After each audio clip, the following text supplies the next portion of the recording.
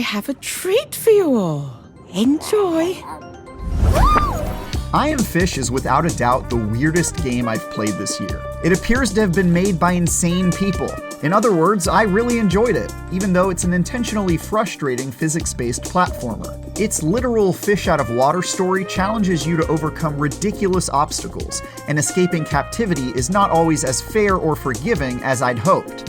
Heck, sometimes it can be downright infuriating, but overcoming its preposterous challenges is frequently a thing of beauty. As a glutton for punishment, I found I Am Fish to be a challenging, entertaining ride that had me laughing, cursing at seagulls, and occasionally sobbing uncontrollably on the carpet as I had to restart a section yet again.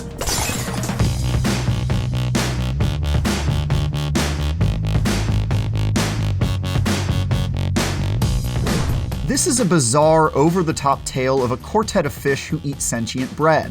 The supernatural Crumbs awakens human-like intelligence in the fish, who naturally wreak havoc on their human overlords and absolutely destroy entire towns. It's kind of like a nihilistic retelling of Finding Nemo. It's truly one of the weirdest premises I've ever beheld, and it kept me laughing and shaking my head in disbelief the whole way through, around 10 hours.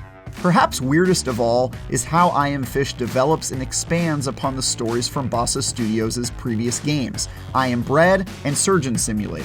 It gives lots of backstory and exposition in what appears to be an incredibly ill-advised attempt to establish the BGU. That's Bread Gaming Universe, obviously. It's completely absurd, and honestly, I'm here for it. Like I Am Bread before it, the main obstacle you face in I Am Fish is that your playable characters are just really darn difficult to control, yet precision is almost always required of you. And you're constantly under threat from everything, like cars running you over, or, I don't know, coming into contact with air for more than a few seconds. You should expect to die a lot. As I floundered to direct a rolling fishbowl or flopped my way into a body of water, I never felt like I was completely in control, which is equal parts annoying and hysterical. I cried tears of joy when I finally made it past a particularly annoying section where seagulls were trying to kill me while I was rolling around in a glass bottle, and I cracked up as I was repeatedly run over by cars. I Am Fish has 4 playable fish, 3 of which have unique abilities that must be mastered to solve puzzles. The piranha, for example, can bite and destroy just about anything in his path, while the flying fish can, well, fly. The introductory levels for each fish are total highlights, where your new abilities are fresh and puzzles gradually become more challenging as you learn to make the most of your latest set of fins. There are some really stellar levels, like one where you're swallowed by a drunk man at a club and have to make him stagger to a bathroom from within his stomach before he barfs you up. Or when you roll your fishbowl over the rooftops of a town using the electrical wiring like guide rails. Figuring out how to think like a fish and overcome absurd obstacles is a completely worthwhile experience, even when you're dying a ton. That said, some sections cross that delicate line from being entertainingly annoying to just making me want to turn it off and play something more casual like, I don't know, Demon Souls or 1991's Battletoads.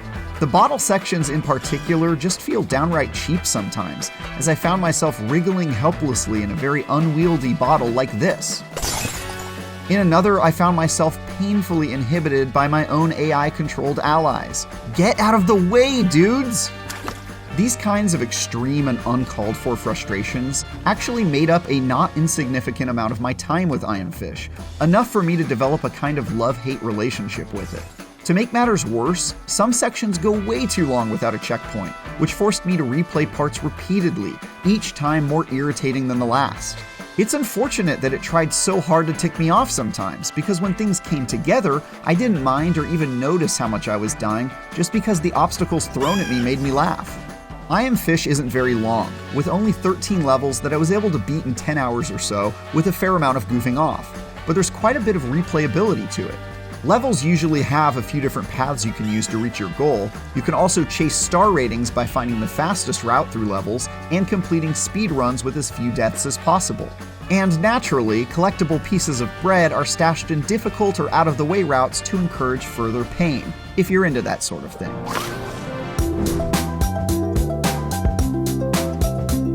I Am Fish is wacky, hilarious, and sometimes agonizing, but still well worth the time for those with a stomach for it. Its intentionally maddening controls and platforming are gimmicks that sometimes overstay their welcome, especially when bad checkpointing and cheap deaths undo all of your progress. But most of the time, it does a good job at balancing difficulty and rewarding persistence.